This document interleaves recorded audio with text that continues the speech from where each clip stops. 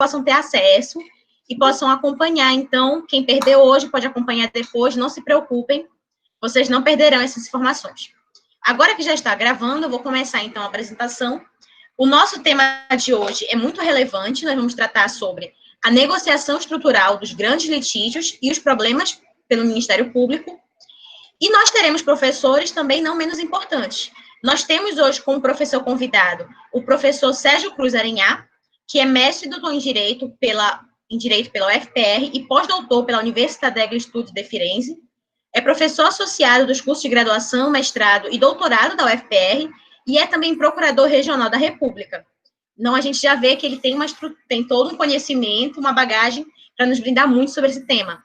E não menos importante, nós temos também o nosso organizador, o professor Sandoval Alves da Silva, que é doutor e mestre em Direito pela Universidade Federal do Pará, na linha de pesquisa sobre constitucionalismo, democracia e direitos humanos, procurador do trabalho lotado na Procuradoria Regional do Trabalho da 8ª Região, vice-procurador-chefe da 8ª Região e professor da UFPA na pós-graduação de Direito PPGD, com as disciplinas Solução de Problemas e de Conflitos por Acordo e Concretização dos Direitos Sociais e Processo Dialógico de Concretização dos Direitos Sociais. Então, nós temos 2 professores muito qualificados que vão nos brindar hoje com a apresentação. Eu peço que, para que nós consigamos ter sucesso no nosso evento, para que ocorra tudo bem, eu peço para que todos desliguem, que não foram os professores, para que desliguem a câmera, porque isso tende a deixar a internet mais pesada, a dificultar a conexão. Então, eu peço para que todos desliguem a câmera e o áudio, e só os professores fiquem com a câmera e o áudio quando forem falar.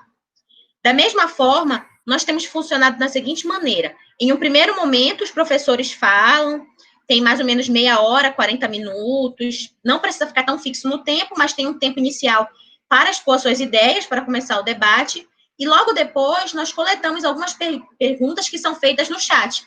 Então, enquanto os professores estão falando, quem tiver dúvida, vá colocando logo no chat, porque o nosso evento, ele é um evento que tem essa estrutura de trabalhar bastante com as perguntas, de saber o que vocês querem ouvir também de nós. Então, vocês podem colocar no chat, que ao final nós vamos repassar as perguntas para os professores e eles vão responder. Dito isso, então, eu já passo a palavra para o professor Sandoval, que vai começar os trabalhos. Muito obrigada. Eu que agradeço a apresentação, esse não muito menos importante, é graça dela, é muito menos importante, sim. Mas é que o seguinte, Sérgio, eu queria lhe agradecer, e para mim é uma honra, é uma felicidade. Eu já registrei antes da apresentação o quanto eu tenho de admiração pelo que eu chamo de Escola de Processo do Sul. Tenho uma admiração muito forte, gosto muito da percepção e da pegada teórica e filosófica para partir de uma base sólida de compreensão dos fenômenos, não só processuais, mas também extraprocessuais acerca da situação. O meu convite, Sérgio, se deu basicamente naquilo que eu lhe falei, de tentar dialogar com a tese que você participou acerca de algumas questões que foram trazidas pela tese em contexto com que hoje se está denominando muito processo estrutural. E, obviamente, naquela época já se concebia da defesa da minha tese sobre processo estrutural, mas não era objeto da minha tese tratar processo estrutural. E por quê?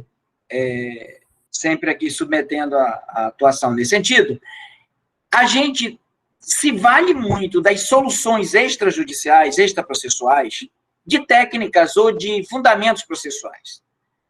É algo tão estranho que é preciso o CPC dizer: ei, tenta autocomposição, ei, tenta mediar. Vocês não mediaram, não fizeram... Não. Então, o meu primeiro ato processual pós-petição inicial vai ser uma audiência de mediação e de conciliação, chamando a atenção, e aqui estou passando ao largo, não vou entrar em discussão se é constitucional ou inconstitucional a audiência, mas sim nesse sentido de tentar fomentar e formatar um pensamento lógico. A minha premissa é que o processo, ele é uma derivação, como diria Vá, é uma derivação ou de um fracasso de uma pretensão civil, de uma pretensão ou de uma ação material, como diria Pontes de Miranda. Então, eu posso, sim, e para mim é até primário ou até anterior discutir todas as questões que estão no processo antes do processo, ou nem ir ao processo e tentar resolver por lá mesmo essa questão, o Ministério Público nesse sentido. Então, essa é uma premissa por meio do qual... E aí, obviamente, Sérgio, na ideia dos meus 30 minutos, que eu quero usar um pouco menos para ouvir mais a sua abordagem a esse respeito, eu trabalhei na tese alguns casos, e eu vou selecionar um dos casos da tese que eu acredito que vem a calhar nesse sentido. O caso que eu vou pegar aqui para trazer essa premissa é o caso em que o Ministério Público do Trabalho propôs uma ação judicial para dispensar mais de 20 mil servidores temporários. E a decisão do juiz, não houve uma decisão do juiz na época, mas houve um acordo. Qual foi o acordo? Você tem tanto tempo para dispensar todo mundo e fazer concurso público. 1 ano, você faz tudo isso.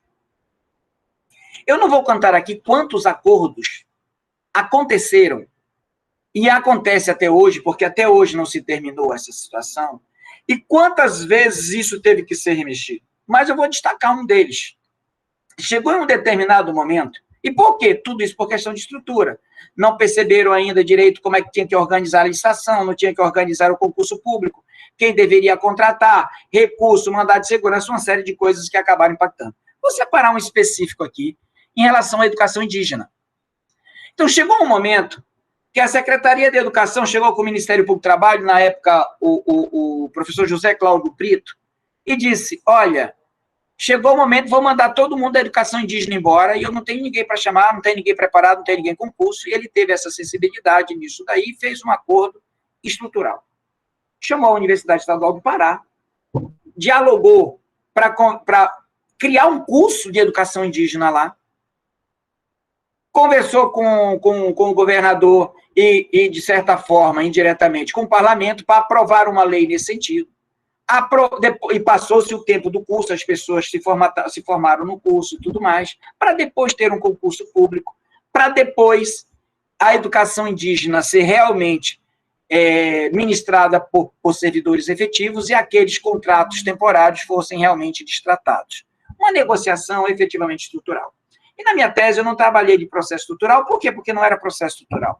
E a tese tinha a premissa que a gente, quando vai para o judiciário, uma premissa até tão dialógica, que é no sentido de ir para o judiciário para tentar dialogar a esse respeito. Então, veja, esse problema eu vou transportar para o capítulo que eu falo lá na tese, de qual é a teoria que explica os direitos humanos sociais, qual é a teoria que explica os direitos fundamentais, onde eu tenho uma indeterminação muito forte, onde eu tenho uma vagueza muito forte, onde eu tenho uma cláusula geral muito forte. E aí a gente, aqui só para relembrar todos que estão aqui, eu tenho a questão das disposições programáticas sem vinculação, que vem desde do estudo dos Estados Unidos, é trazido isso pelo José Afonso da Silva, pela Maria Helena Diniz, um falando de cláusulas restringíveis, outros de cláusulas de eficácia plena, limitada e tudo mais. Não vou aqui me ater a essas discussões, nem tampouco a esse respeito, mas dizer que aquele tipo de teorias, aquele tipo de explicação sobre esse fenômeno, ele é um fenômeno que não dá efetividade aos direitos. É um fenômeno que há uma paralisia, que há uma apatia, que há uma premissa de dizer, não posso seguir mais. Obviamente, esse momento estava travando um discurso muito forte no mundo entre os procedimentalistas e substancialistas de ordem constitucional sobre se o judiciário pode ou não pode meter a mão em política pública, se ele pode ou não pode, de alguma forma, atuar. E, nesse caso, aí tem várias teorias, a teoria prima facie, a proteção insuficiente, proibição de excesso. Eu desenvolvi na minha tese uma teoria que explicaria essa premissa, dizendo o seguinte: essas normas gerais, ou essas cláusulas, ou esses conselhos jurídicos determinados, ou princípios, não importa a classe da teoria do direito que você coloque, ele tem um problema de indeterminação muito forte, de generalidade muito forte. E eu precisaria, de algum momento, delimitar. E, obviamente, foi aí, nesse caso, desenvolvida uma teoria dizendo: nunca se para diante de um problema ou de um conflito estrutural, ou de direitos sociais, ou coletivo, nunca se para por qualquer argumento. A pergunta que eu tenho que fazer é: que quesito eu tenho que enfrentar? Seja na negociação, aqui no caso da minha tese exclusivamente de negociação, seja que isso esteja em juízo. Eu agora me prolongando um pouquinho sobre isso. Não me importa a essa premissa. Então, a semelhança do que se teve lá quando se esbarrou na questão lá da educação indígena no estado do Pará e tinha que fazer oitiva às etnias, que KTG, Mundurucus e todas as outras etnias que tem lá, era dizer: não, então vamos parar, isso não é atribuição minha. Isso tem um impacto muito grande, Sérgio, na teoria da separação dos poderes ou da divisão das funções estatais, que eu tento trabalhar na tese em relação aos federalistas, especificamente Thomas Jefferson e Madison, e, com base nisso, eu tenho outra premissa. Qual é a premissa? Então, na verdade, se nós estamos diante de um problema dito estrutural, e eu não vou falar aqui de como o processo estrutural se desencadeou desde os Estados Unidos, porque eu já vi você apresentando, e é maravilhosamente bem, eu acredito, eu deixar isso para você, no caso Brown, e no caso que teve em 69, que eu sempre esqueço o nome. Mas você vai lembrar e vai dizer. Aí o que acontece? Não importa que isso tenha sido dado conta e tenha sido desenvolvido teoricamente nos Estados Unidos, com base naquele primeiro professor que deu conta disso, trazida para o Brasil pelo Owen Fisk, com uma característica de devido processo legal jurisdicional justo, numa premissa de substancialidade, justiça substantiva, que o Owen Fisk trouxe isso, e foi traduzido aqui para o Brasil, é lido por alguns, outros trazem pela versão em inglês. Essa premissa, portanto, foi trabalhada na tese em relação a quesitos. Eu, estudando alguns livros, percebi que na teoria da decisão, você tem que especificar o que ele está proibindo decidir, o que ele está impedindo decidir, qual é o empecilho de sua decisão. Mas nenhuma decisão não se diz completa se ela não for efetiva. Então, cabe as mesmas perguntas. Qual é o empecilho da efetividade? Qual é o obstáculo? O que está? Como diria Calmon de Passos, que obstáculo eu tenho que remover para que isso aconteça? E, obviamente, eu trouxe essa premissa muito conhecida como 5W2H, que é nos quesitos do que, do quem, do porquê.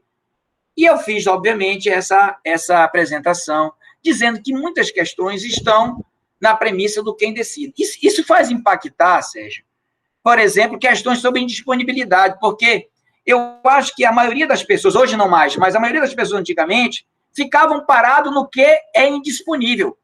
E muitas vezes a questão não era o que é indisponível, mas quem pode dispor. Se é o parlamento, se é o juiz, se é quem quer que seja, que vamos atrás de quem quer que seja. Então, um dos primeiros quesitos da estrutura de um conflito, da estrutura de um litígio, que eu tenho que identificar, e é o que eu tenho que administrar, se porventura eu não tiver uma solução definitiva, ou resolver, é o quem decide. Então, tem que saber ali se ali quem decide, se é o povo, se é o parlamento, se é as cortes, se é um foro deliberativo por acordo dirigido pelo Ministério Público, pela Defensoria. A minha tese se propôs a ser apenas pelo Ministério Público, do que foi chamado na tese de dimensão institucional. Ou seja, eu preciso identificar a dimensão institucional daquele problema para eu enfrentar as causas deles e como tratá-lo, que é o quem decide. A outra premissa que tem a esse respeito é um outro quesito. É o que se decide. O professor Conrado Ubnemente traz boas páginas escrevendo muito sobre alguns desses quesitos. Ele não exaure todos, mas ele já traz um ensaio maravilhoso sobre alguns deles. E o que se decide é especificamente tratar se eu estou decidindo sobre direito ou política, numa concepção dworkiana, e que eu, na tese, denominei de dimensão jurídica. Uma dimensão jurídica.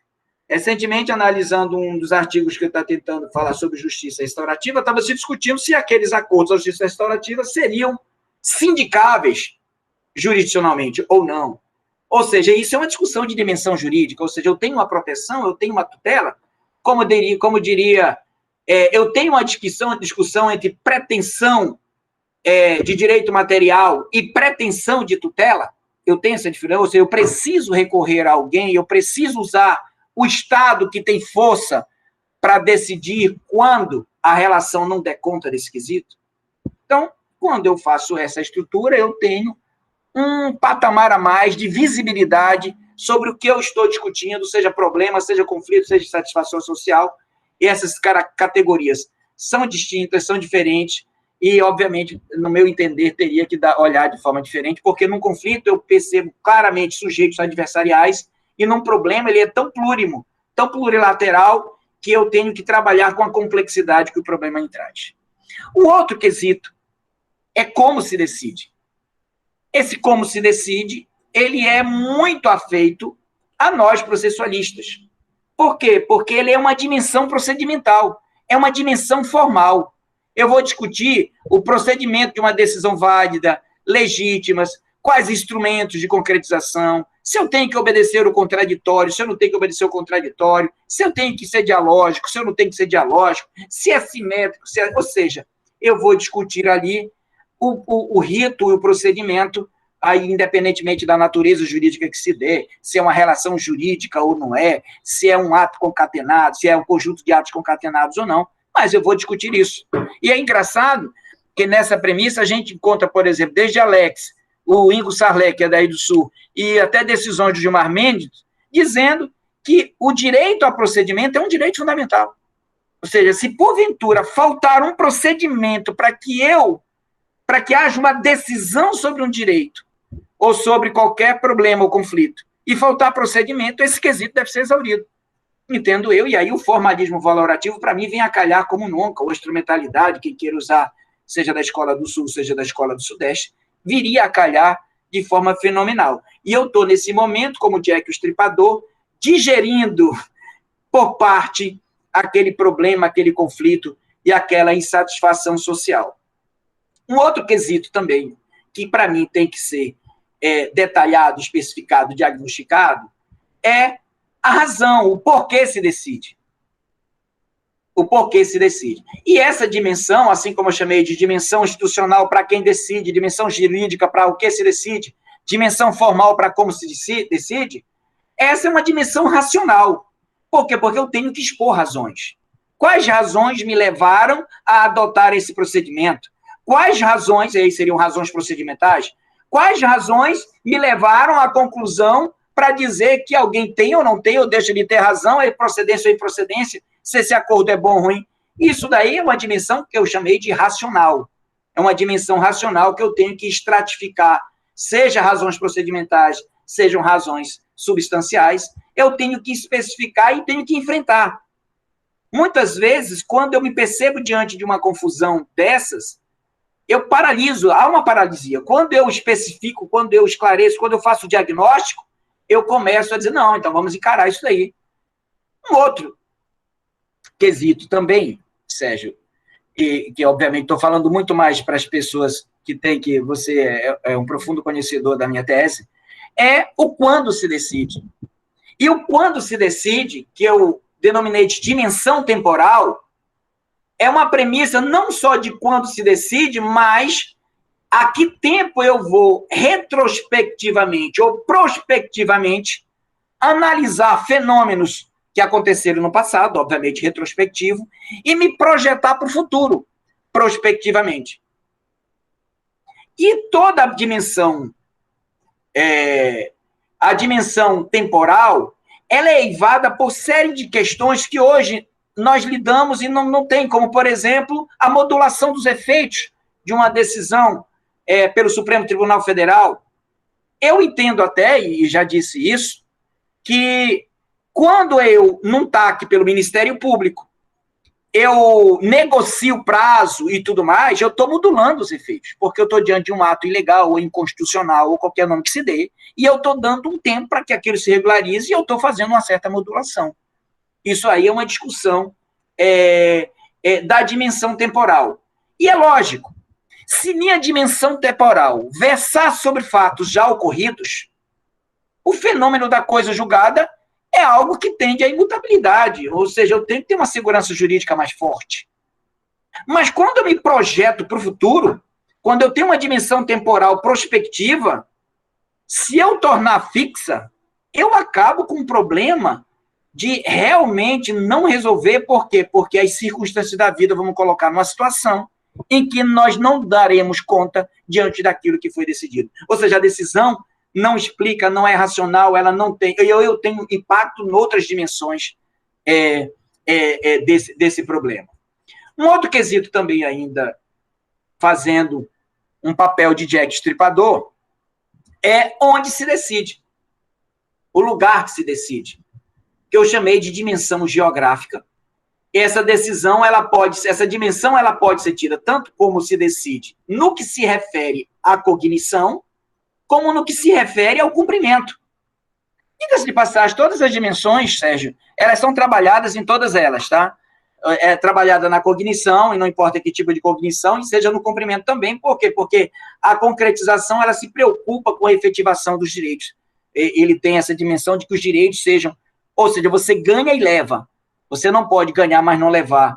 A preocupação é nesse sentido. Então, o lugar onde se decide, ela tem várias facetas, na cognição, em relação à questão da competência. Então, Cabral até está discutindo sobre as premissas, numa exposição que ele fez na NEP, sobre se eu posso mudar a competência dialogando ou por meio de cooperação. O Fred Dier já falou isso. Então, se eu tivesse que alocar nessa teoria essas discussões, eu alocaria isso no onde se decide. E, obviamente, que eu tenho até no CPC, que antigamente o juiz da ação era o juiz da execução. Isso não é mais, e eu posso executar em outros lugares. Ou seja, o onde se decide na cognição não é o mesmo lugar de onde se decide no cumprimento.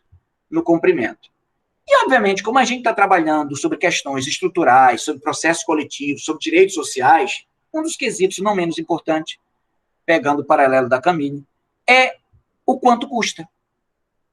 Que eu denominei lá de dimensão econômica.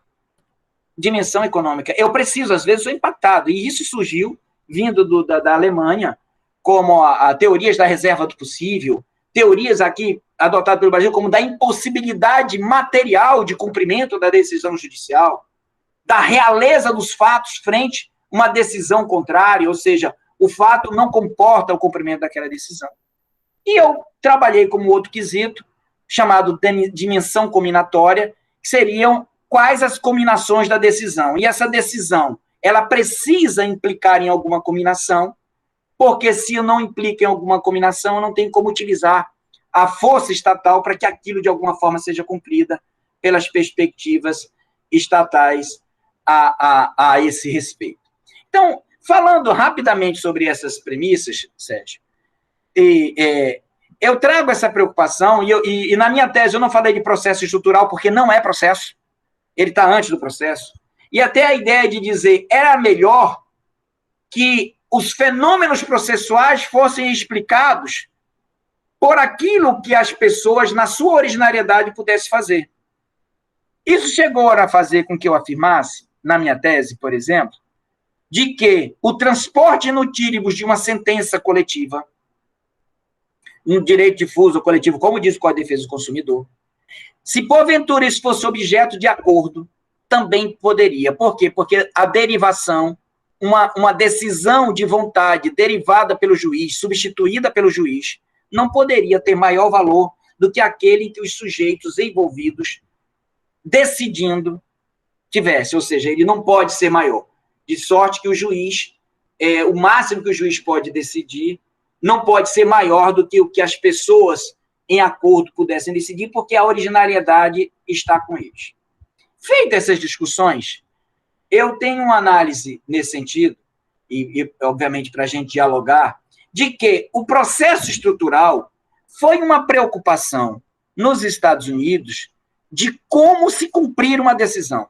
Então, ele estaria, num dos quesitos meus, no como, e estaria no como, numa das facetas do cumprimento. Nem era da cognição. do cumprimento.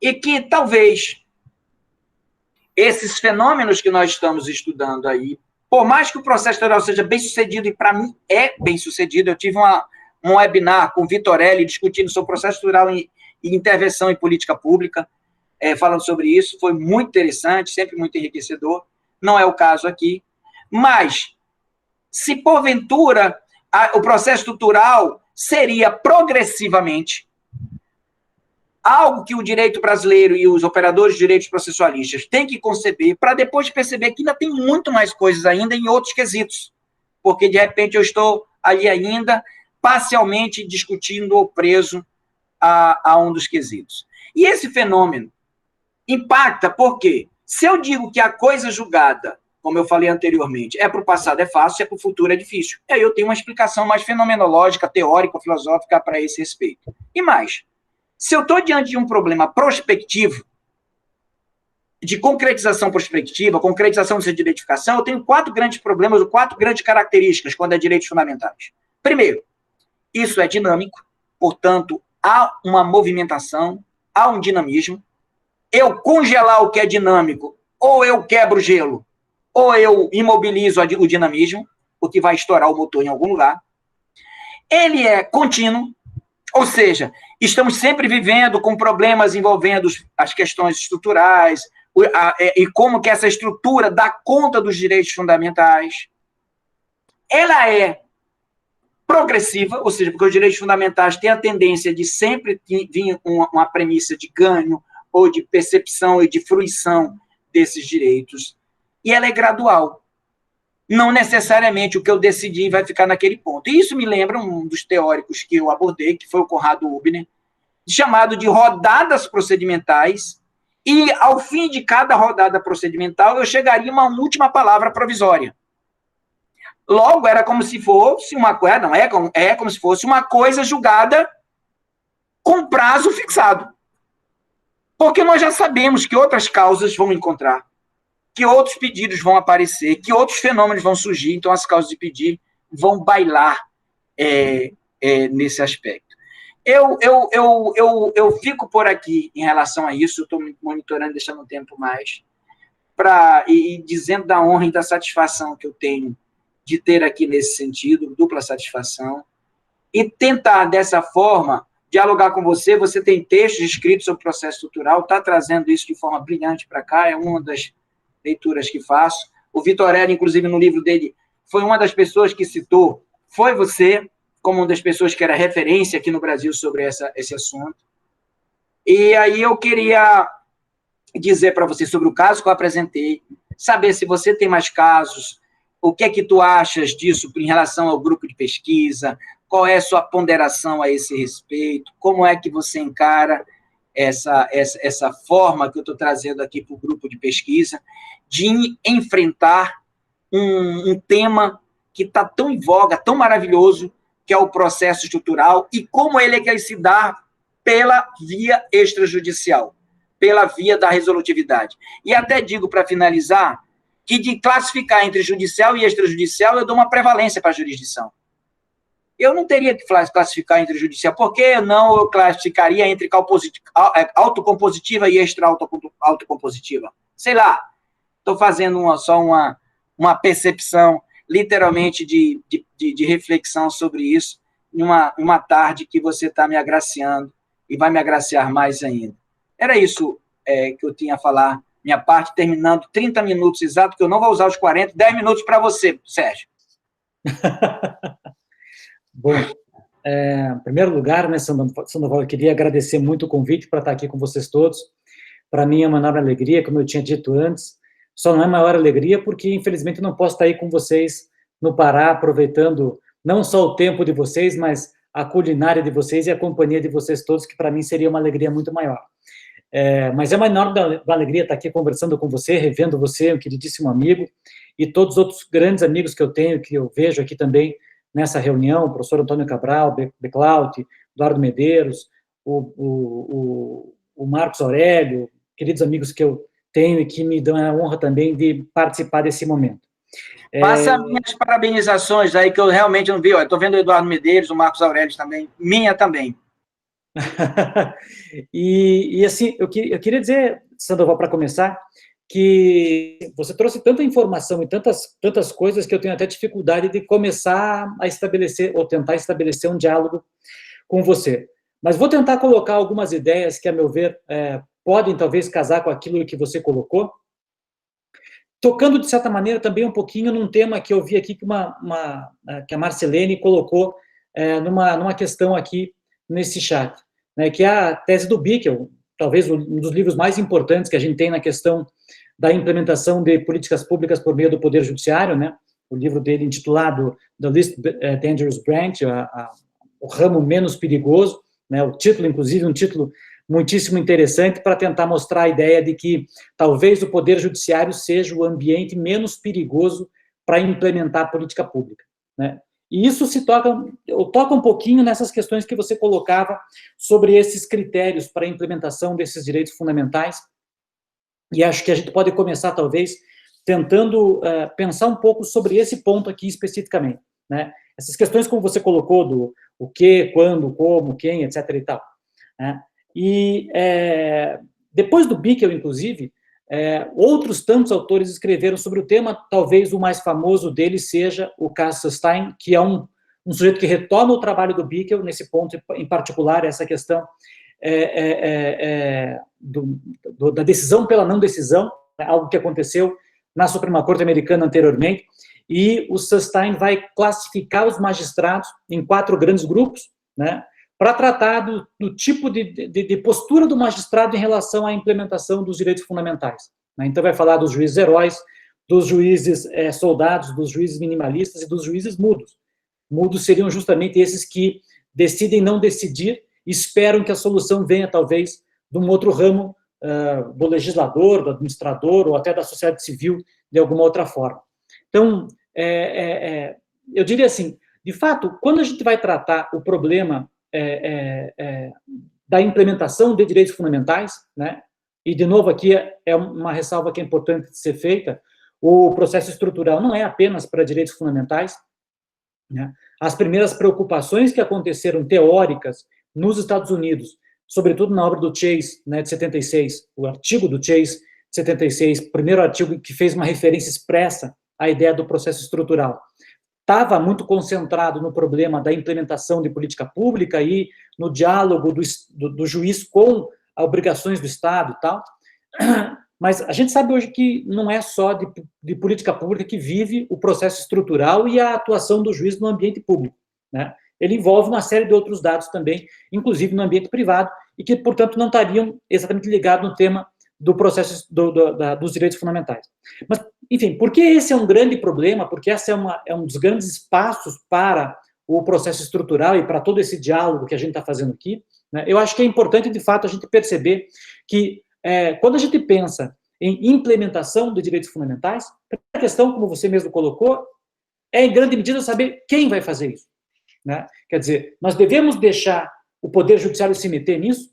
É aquela velha discussão do tal do ativismo judicial, que, a meu ver, é muito mal colocada no direito brasileiro, né? A rigor, o problema não é ativismo judicial, o problema, na verdade, é saber. O Poder Judiciário tem, como você falou, né, capacidades institucionais para poder deliberar sobre esse tipo de tema, né?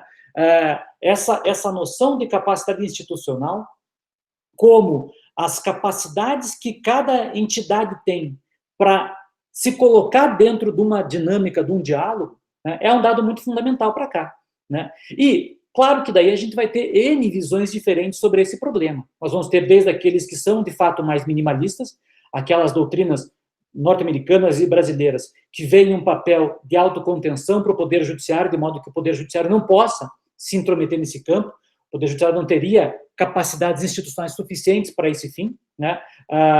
O Conrado fala isso, o Rodrigo também, o Rodrigo Brandão fala da ideia da capacidade a priori, né, do legislativo e do administrador para poder deliberar sobre questões políticas e do judiciário para deliberar sobre questões jurídicas, né? Mas essa é uma capacidade, segundo esses autores, a priori, ou seja, são autores que percebem a necessidade de que, em certa medida, haja uma intervenção do Poder Judiciário, né?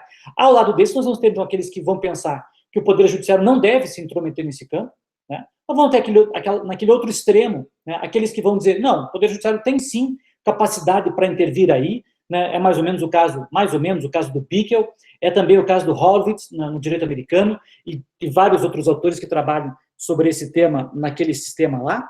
E nós vamos ter, então, essas posições que são mais ou menos intermediárias. Mas, olha, talvez em alguns casos, em outros casos talvez não, em alguns casos vai ser mais fácil, em alguns casos vai ser mais difícil, né? Nós vamos ter aqueles problemas dos desacordos morais razoáveis, e quando haja um desacordo moral razoável, talvez seja preferível uma certa deferência do Poder Judiciário para com as soluções que são dadas pelo legislador, ou até pela omissão em deliberar feita pelo legislador. E, portanto, a primeira discussão grande, eu diria, é essa.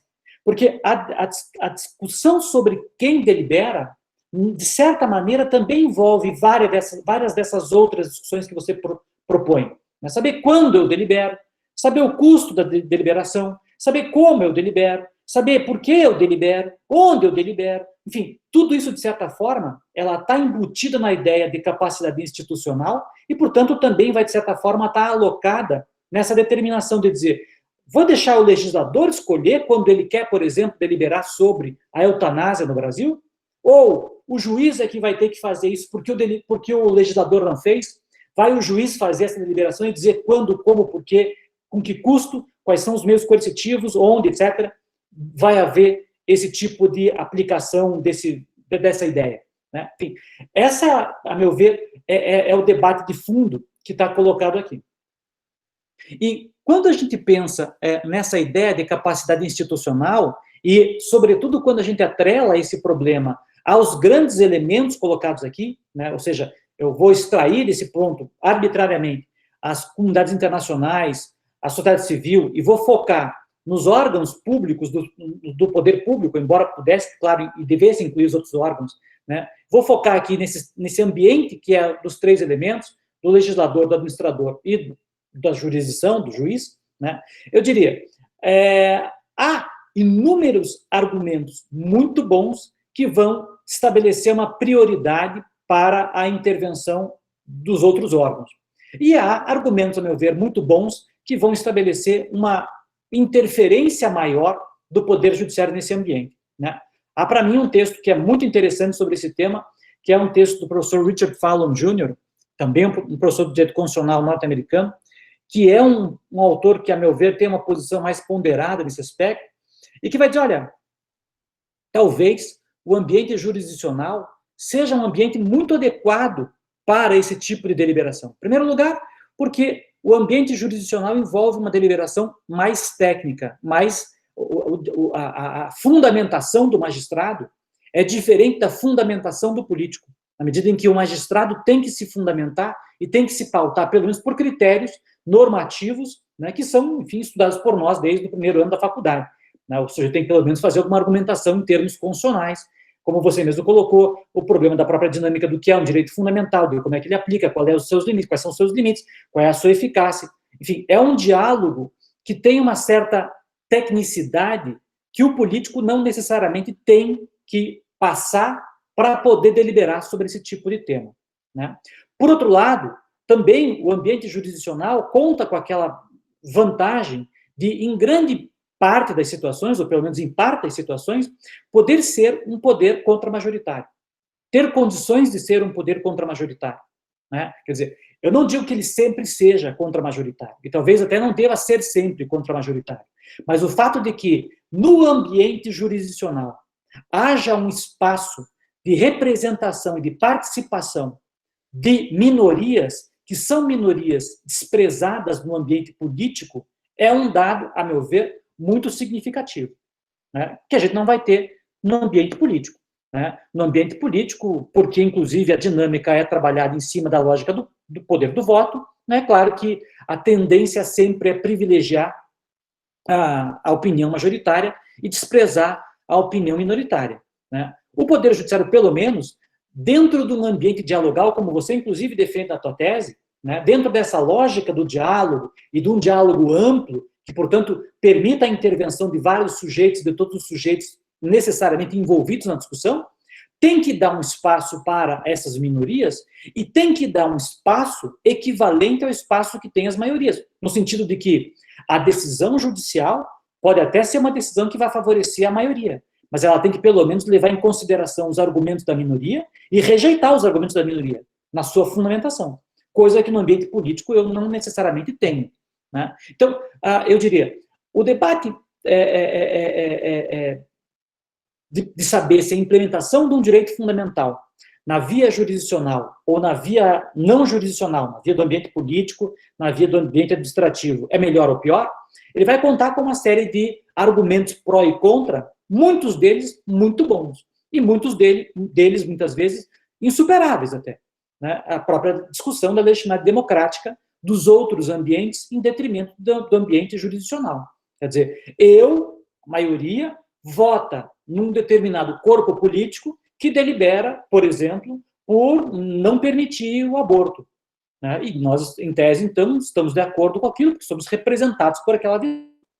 Ora, como é que pode um juiz se substituir a essa visão majoritária, dizendo, não, o aborto tem que ser permitido, porque eu acho que tem que ser permitido, né? Então, o argumento é um argumento forte também, e é o grande argumento utilizado pelo Waldron, por exemplo, outro grande constitucionalista americano, para sustentar essa visão, para dizer, olha, o juiz não pode se substituir à visão do parlamento na determinação de um conteúdo, porque ele não tem a mesma legitimidade democrática que tem o parlamento para fazer esse tipo de decisão. Então, diz ele, nesses casos de desacordos morais razoáveis, e veja que eu estou falando de um ambiente muito específico, né? Ou seja, não é em caso de inconstitucionalidade nada disso. Isso aqui é um problema como esse mesmo da questão do aborto, da eutanásia, da liberação das drogas, enfim, outras tantas discussões que envolvem um desacordo no ambiente social razoável e que poderia gerar, portanto, qualquer tipo de solução. Ora, se nós temos uma estrutura desse tamanho, dessa forma, se o Estado brasileiro resolveu se conformar dessa maneira, seria, de acordo com o Waldron, razoável que nós privilegiássemos nesse caso, a solução dada pelo ambiente político, pelo ambiente administrativo e não pelo ambiente jurisdicional. Tá? Bom, então, argumentos nós temos para todos os lados. Onde é que, a meu ver, entra o processo estrutural como um elemento de vantagem aí, né, nesse debate todo? Porque a minha grande preocupação é essa, é que, na realidade, quem olha todas essas visões aí, percebe que, a rigor, nós estamos, no fim das contas, trabalhando com muito de uma questão ideológica de cada um de nós.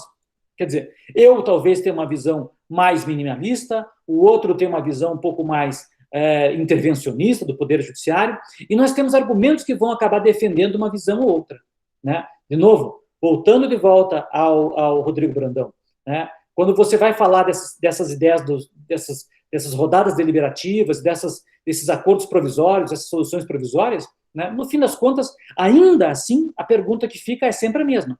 A uma última palavra alguém tem que dar, né? Quer dizer, parlamento, não pode ter aborto. Você, magistrado, diz, pode ter aborto. Daí porque a tese das rodadas deliberativas supõe, então, que parlamento, volte a deliberar depois da tua decisão sobre o mesmo tema.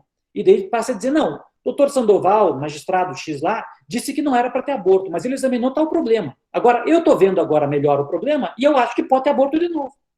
E aí você vai de novo e daí não pode ter aborto de novo. E aí pode ter aborto, e não pode ter aborto, pode, não pode, não pode, não pode. Aí parece mais ou menos do tipo, rápido, corre para fazer o aborto antes que o parlamento revogue a decisão do magistrado. Então, no fim, todas essas teorias, elas envolvem, em grande medida, uma visão ideológica do problema e uma visão ideológica que não é passível de superação.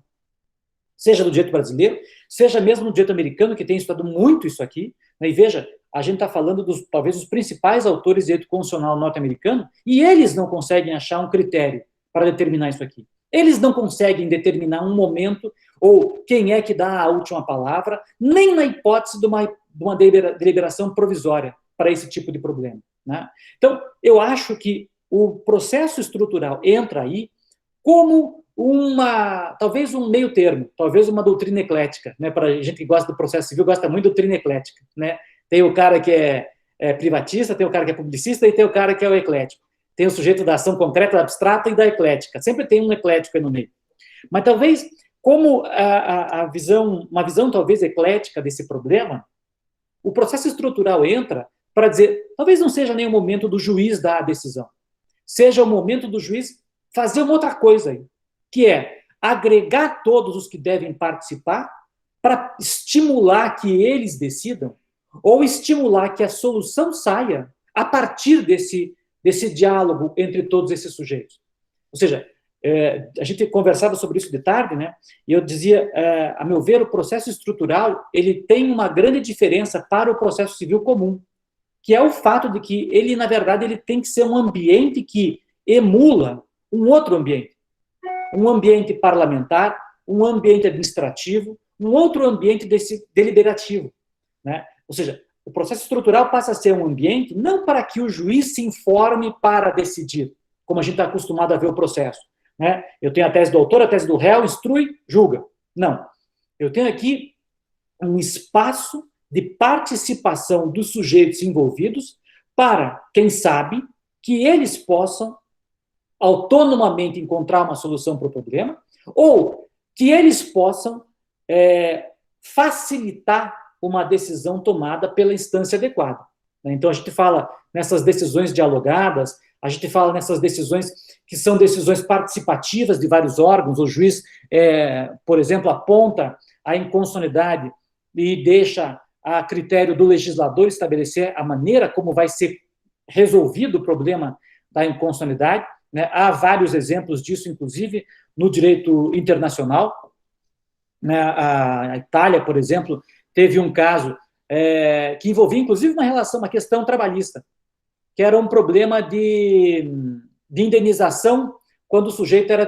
Desculpa, eu não entendo nada de trabalho, tá? Então eu vou falar de um jeito completamente atécnico, mas depois você arruma e explica para as pessoas o jeito correto de falar desse problema. Então a pessoa era demitida e havia uma indenização pelo fato de ela ter ficado X período de tempo, ela ganhava uma indenização em razão da demissão. Quase como uma coisa, tipo um FGTS. E a Corte Constitucional Italiana disse, olha, a regulamentação que o legislador fez aí não está certa, porque ela não leva em consideração a diferença de tempo de trabalho de cada um dos empregados. Então eu vou dizer que é inconstitucional, mas eu não vou resolver o problema. Eu vou voltar esse problema para o legislador e você, legislador, faz outra lei aí. Faz uma lei que você diga como é que vai resolver, observando esse critério que eu estou te dando aqui. Você tem que observar o problema do tempo de trabalho desses caras que foram empregados e agora foram demitidos. Então, essas soluções dialogadas, que podem ser dialogadas com a administração pública, né?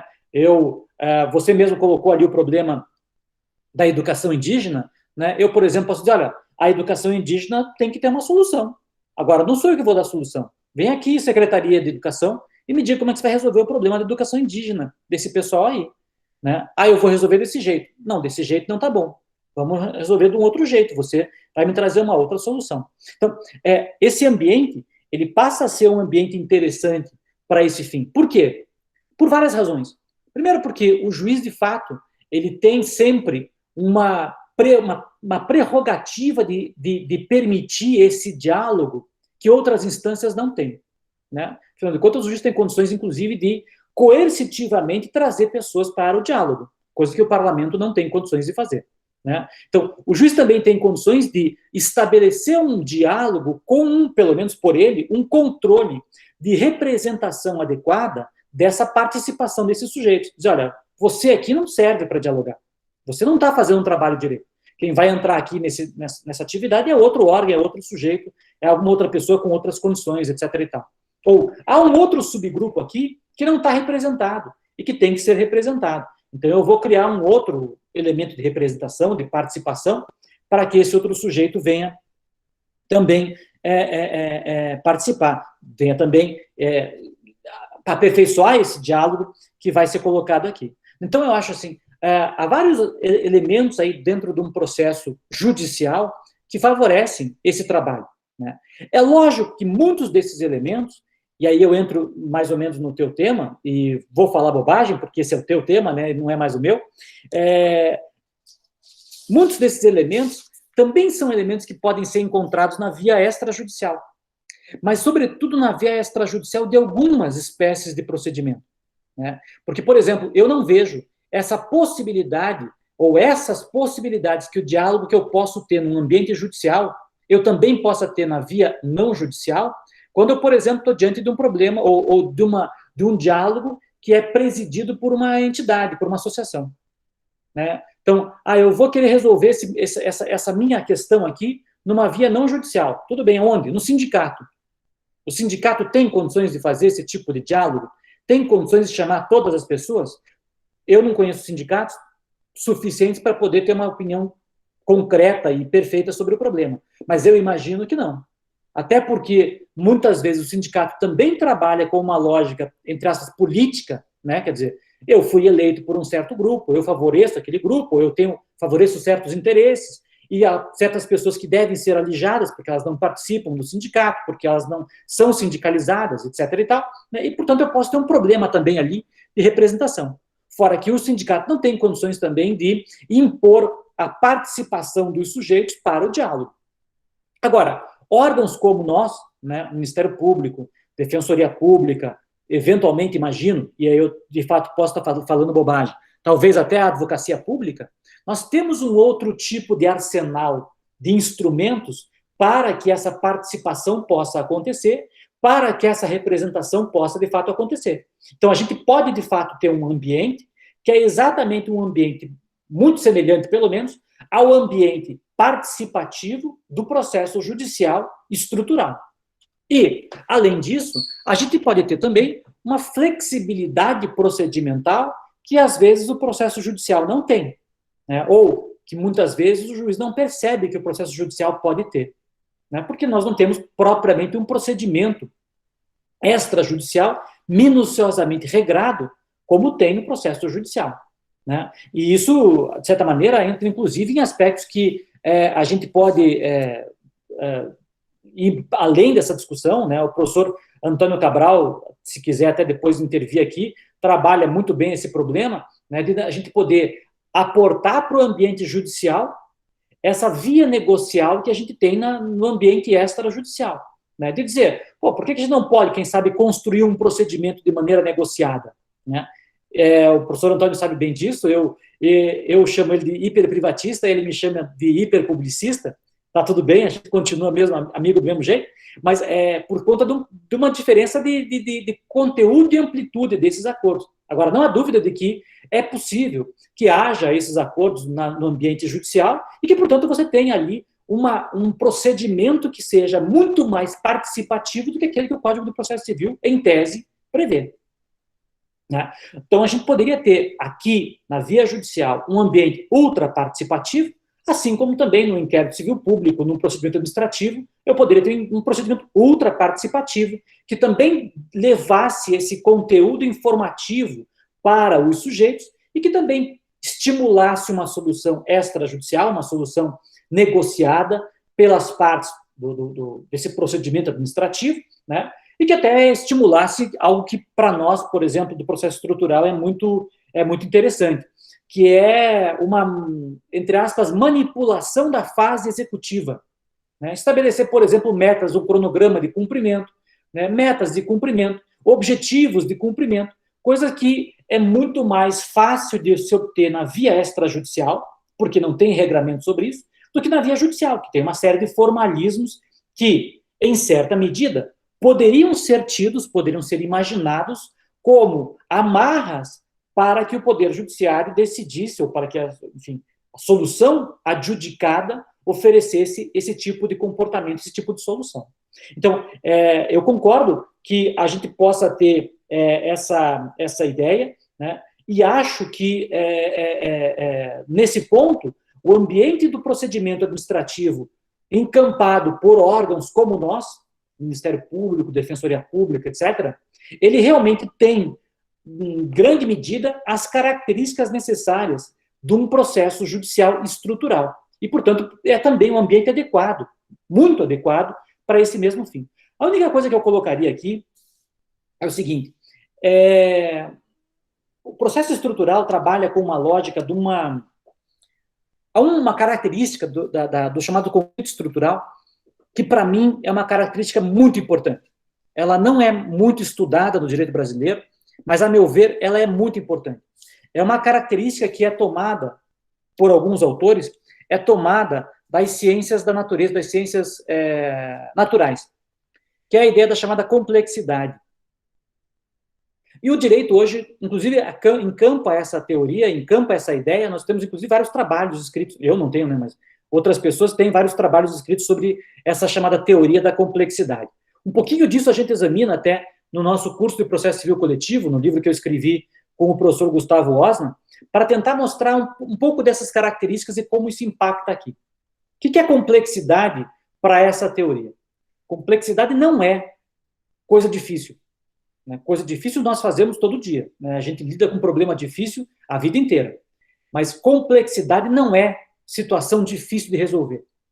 Complexidade, na verdade, é uma situação na qual, a partir de um determinado estímulo, eu não tenho certeza de qual é a resposta que o sistema oferece. Isso é um sistema complexo. Ou seja, se eu introduzir uma espécie não nativa na fauna brasileira, que consequência isso vai trazer? É impossível determinar essa consequência, porque a fauna brasileira é um sistema complexo, do ponto de vista das ciências naturais. Estou falando da biologia, não é minha área, mas, sem dúvida, essa resposta está certa. Do mesmo jeito, eu não sei qual é a consequência que tem se eu fechar o país inteiro em razão do problema da Covid. Pode ser que resolva o problema, pode ser que não resolva nada, pode ser que não resolva nada e crie um problema econômico gigantesco, enfim. Porque a sociedade é um sistema também complexo. Bom, sistemas complexos têm um enorme de um problema, que é, como eu acabei de dizer, o fato de que eu não sei se uma certa resposta, se uma certa ingrediente, que seria, no caso, a resposta, fosse judicial, fosse do Ministério Público, fosse uma recomendação, fosse o que fosse, um negócio, inclusive, das partes, vai gerar a consequência que eu espero que gere. Então, pode ser que eu faça um acordo, o Ministério Público faça um acordo com os réus ou com as partes de um processo para discussão de um problema lá de penitenciário, dizendo, olha, se construir mais 2 penitenciárias aqui no estado vai resolver o problema. E pode ser que construam as 2 penitenciárias e não resolve nada. Foi, por exemplo, o que aconteceu no caso das creches de São Paulo. Isso faz com que, de fato, a gente precise, porque o problema da complexidade é um problema muito presente, é muito importante que a gente precise, em primeiro lugar, ter um mapa geral do problema, ter uma ideia geral do problema. E para ter uma ideia geral do problema, são 2 coisas necessárias. Em primeiro lugar, um certo experimentalismo, essa ideia de que vamos tentar essa solução, quem sabe dá certo, quem sabe não dá. Só que o problema do experimentalismo é esse. Isso envolve, normalmente, em matéria de política pública, dinheiro. Como eu falei, tenta construir 2 penitenciários, se não der certo, a gente volta e pensa de novo para achar uma outra solução. Alguém vai dizer para mim, bom, você deve ser um imbecil, achando que penitenciária custa R$10 para construir. Não custa, é uma fortuna. Não pode ficar fazendo uns troços assim de alegre. Ou você dá um tiro mais ou menos certo, ou você não dá tiro nenhum. É o problema da decisão pela não decisão, dos juízes mudos do caso Stein. Em várias situações em que eu não tenho condições de decidir, porque eu não sei que tipo de solução eu posso dar aqui. Coisa que a própria Suprema Corte Americana fez, de novo, no caso da eutanásia. Decidiu só pontualmente para um caso específico, não decidiu o problema de maneira geral. Decidiu só para aquela situação dos autores de uma determinada ação específica. Mas, além desse problema, eu preciso, para tratar com problemas complexos, de ter uma visão ampla do problema. E, para ter uma visão ampla do problema, eu preciso de uma participação também ampla dentro do processo.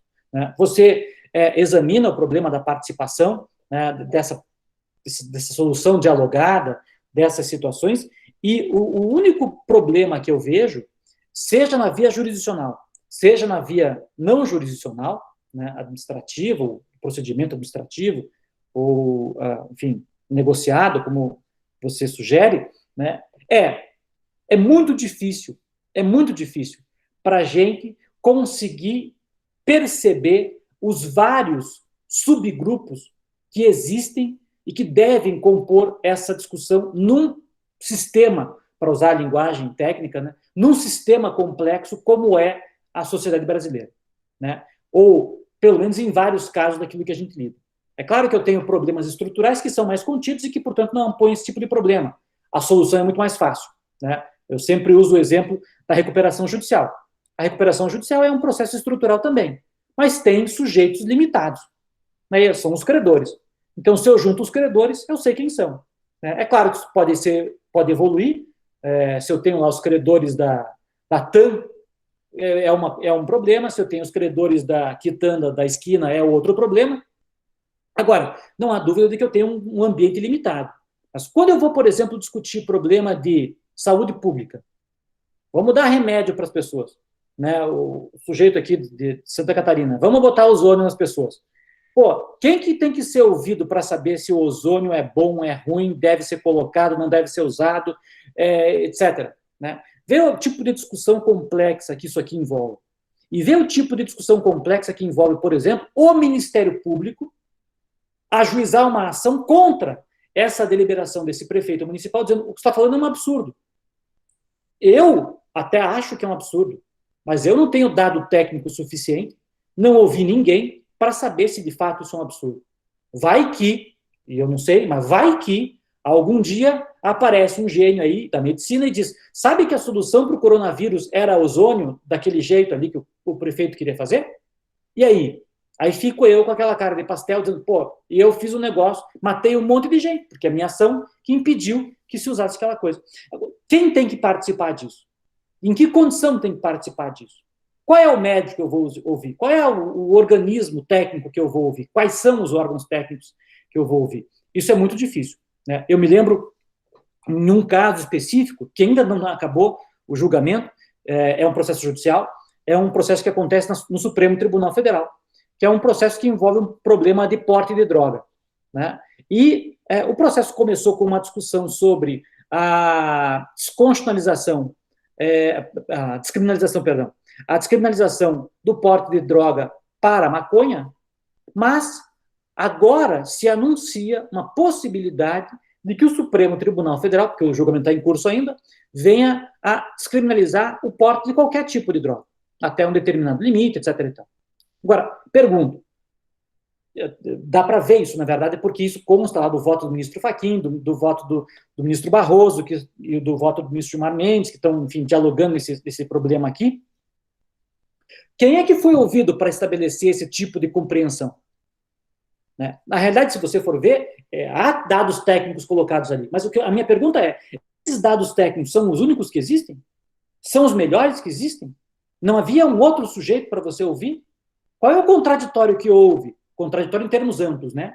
A quem você submeteu essa escolha desse dado técnico para dizer que a droga faz mal, a droga não faz mal, que até esse tanto de droga não tem problema, mais do que isso teria problema, que a maconha é diferente da cocaína, ou é tudo igual? Enfim, todos esses dados são dados que a Suprema Corte Brasileira está usando para formar uma decisão, mas são dados que, a rigor, não passaram por um diálogo nenhum de nós, da sociedade, né? São, sem dúvida, dados importantes, e a discussão em si é uma discussão muito importante, mas a minha preocupação houve uma efetiva participação social nesse tipo de discussão, para que a informação desses magistrados, ou que fosse nossa, num procedimento administrativo, fosse suficiente e adequada, né? Essa que é, talvez, a grande questão colocada aqui, né?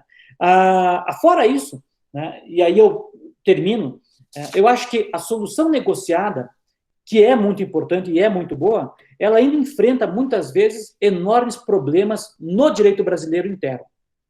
Por exemplo, quem é que me garante que um acordo que eu celebro no Ministério Público vai ser respeitado pela Advocacia da União? Nós temos 200 autores para dizer que tem que ser. Que o problema de que eu tenho autores concorrentes para tutela coletiva não faz com que simplesmente o outro possa desrespeitar e não observar aquilo que eu faço aqui, né? Mas também eu tenho, por exemplo, imagino que você também já deve ter tido casos assim, N exemplos de situações em que o outro colegitimado não respeitou uma deliberação nossa, um acordo celebrado nosso, né? Eu tenho um caso, eu até acho que contei esse caso para você, que foi um caso ocorrido em Paranaguá, no litoral daqui do Paraná, em que um colega nosso, do Ministério Público Federal, fez um acordo, era uma coisa enorme, gigantesca, que envolvia a Petrobras e a instalação de um terminal portuário em Paranaguá, fez um acordo, saiu de lá, veio removido, né, ele aceitou uma remoção, veio para Curitiba, foi um outro colega para Paranaguá. O colega novo de Paranaguá, que foi para lá, entendeu que, na verdade, aquele acordo não podia ter sido feito daqueles termos, e propôs uma ação anulatória contra o acordo do outro colega, do próprio Ministério Público. Estou falando de dentro do Ministério Público. E depois, na execução daquele acordo, ele opunha embargos à execução, dizendo que não podia ter o acordo. Quer dizer, o autor do acordo propunha embargos à execução, dizendo, ou impugnação, né, ao cumprimento de sentença, dizendo, esse acordo é nulo. Mas escuta, todo mundo dizia, foi você que fez o acordo. Quer dizer, esse é um problema que acontece dentro do próprio Ministério Público. Imagina fora. Né? Ou problemas piores, né? Como é o problema da vinculação de terceiros que não participaram do acordo e que são prejudicados pelo acordo. Né? A gente tem um problema gravíssimo, também aqui no Sul, em Santa Catarina agora, em Florianópolis, que envolve uma área que era uma área em volta de um lago, em que o Ministério Público fez um acordo com a Prefeitura e com o Estado para dizer, olha, você não permite mais loteamento nessa área.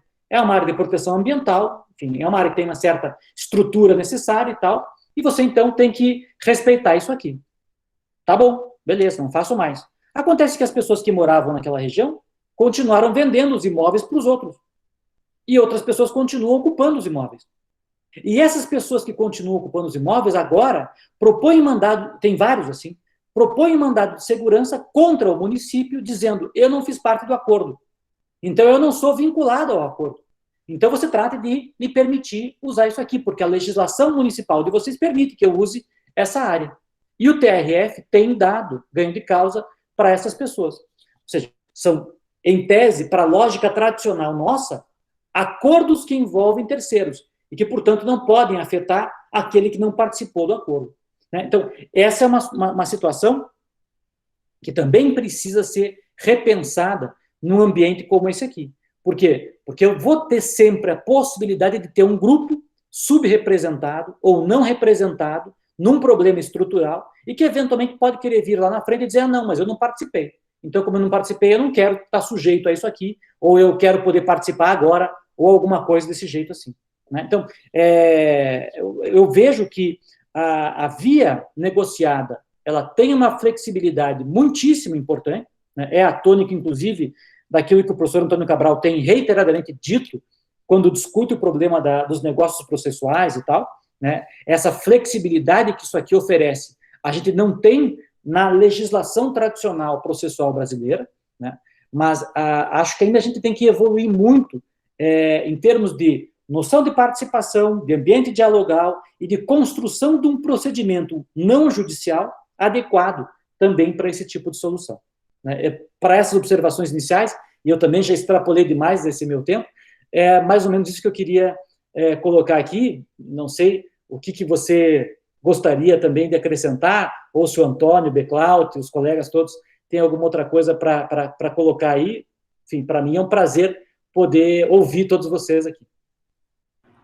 Olha, para mim é o seguinte, a gente poderia verificar a questão das perguntas e deixar aberto aí para o Antônio Cabral, o Beclaut, quem está aí, todos que o Marcos Aurélio também estava por aí, né? Quem estiver por aí para participar. Eu acredito que você já enfrentou aí eu acredito que a da Marcelene. Tem o Marcos Aurélio, eu acho que ele também... Foi o Marcos Aurélio, não. Foi o Marcos Aurélio, eu acho que ele fez uma pergunta. Aí, eu tenho algumas coisas a falar sobre as perguntas em relação a Marcelene, por exemplo, diretamente em relação à minha tese. O BIC eu não teria muito essa premissa, por quê? Porque a ideia é o seguinte, eu tenho que especificar as obrigações. Se, porventura, eu tenho que discutir o quem, e o quem é o parlamento, chama o parlamento. Vamos discutir com o parlamento a esse respeito. E por aí, e aí sucessivamente, em cada quesito. Eu acho que o Cabral quer falar, não é isso, Cabral? Alguma coisa aí, Cabral? Eu estou vendo aqui que o a Aline Cardoso Professores, no processo estrutural, muito se fala de uma lógica para o cumprimento de sentença, uma primeira decisão mais geral fixando as necessidades de demanda, que pode ser cumprida em etapas. Os senhores não acham que é uma lógica diferenciada e que deveria ser aplicada desde o começo do procedimento e não somente a partir da sentença?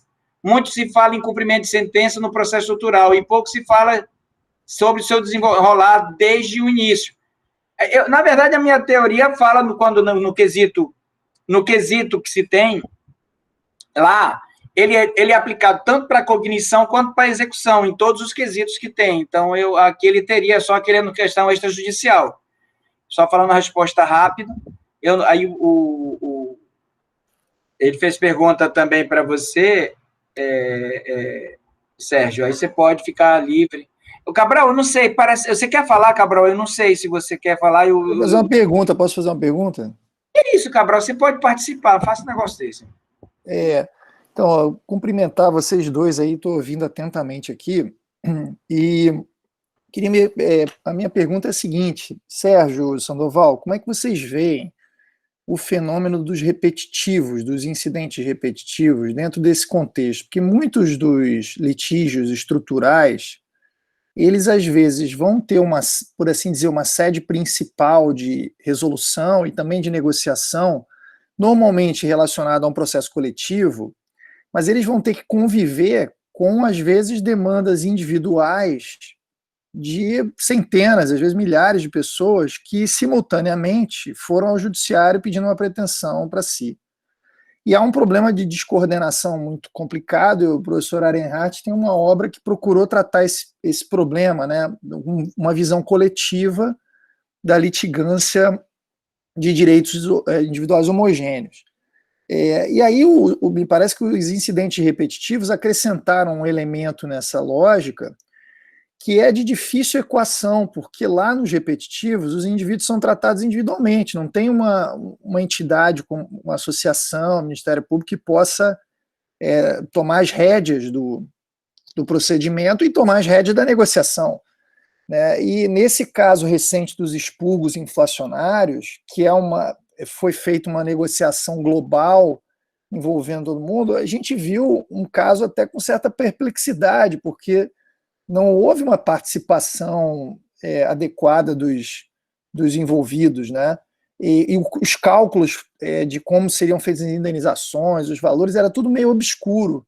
Eu queria ouvir os colegas sobre como é que eles acham que pode, se é que é possível, e sem contar que os repetitivos têm um adicional, né, de dificuldade nesse ponto, que é o fato deles, de que a transação só resolve o caso da pessoa. Né? A lei diz, inclusive, que quando a pessoa desistir, o repetitivo segue para a definição da questão jurídica. Então, é como se fosse uma espécie de jurisdição sem caso, né? Ou pudesse acontecer uma jurisdição quase que abstrata, objetiva, né? Então, como é que a vontade dos indivíduos poderia interferir na negociação e como é que você poderia pensar numa forma de coordenação dessas questões, né, mais para o lado do repetitivo, se é que é possível isso? Sérgio, vai primeiro aí, Sérgio. Eu? Vou tentar. O Cabral ele não faz pergunta, né? Ele joga bomba, né? Bom, Antônio, eu acho que, como você já sabe, né, eu tenho uma opinião de que, na realidade, todas essas técnicas de repetitivo, de fato, são técnicas de coletivização. São instrumentos de tutela coletiva, não de processo coletivo, mas de tutela coletiva, né, e que, portanto, tem que se harmonizar um regime de tutela coletiva. Ou seja, quando a gente vai falar dessa lógica de que IRDR, IAC, recurso especial repetitivo e tal, são instrumentos de tutela coletiva, né, isso tem muito a ver com aquela lógica que eu tentei expor naquele livro que você mesmo mencionou, né, dos direitos individuais homogêneos, de que há uma série de situações individuais que precisam ser resolvidos de forma coletiva, que não podem ser resolvidos de forma individual. Até porque, se resolvidos de forma individual, muitas vezes, né, ou pelo menos em vários casos, né, serão resolvidos em detrimento dos outros que não terão sua situação apreciada, né? o 23 da Lei Federal Americana até obriga a tutela coletiva para esse tipo de situação em que a solução do caso individual do acaba repercutindo na eventual solução do caso individual do outro. Então, eu acho que, como você colocou, os instrumentos repetitivos podem ser uma fonte importante, né, de um processo coletivo e, eventualmente, até de um processo coletivo do tipo estrutural, né? A gente discutia isso agora, semana passada, né, você também estava lá, a questão do RESP novo agora, da ministra Fátima Nancy-Andrighi, né, do problema do acolhimento provisório, né, que surge de um caso individual, mas de um caso individual repetitivo, que era conduzido pelo Ministério Público, repetitivo porque haviam 10 ações idênticas sobre aquele tema, né, e que o STJDI manda voltar para ser tratado como um processo estrutural, e não mais como um processos individuais que visam a indenização.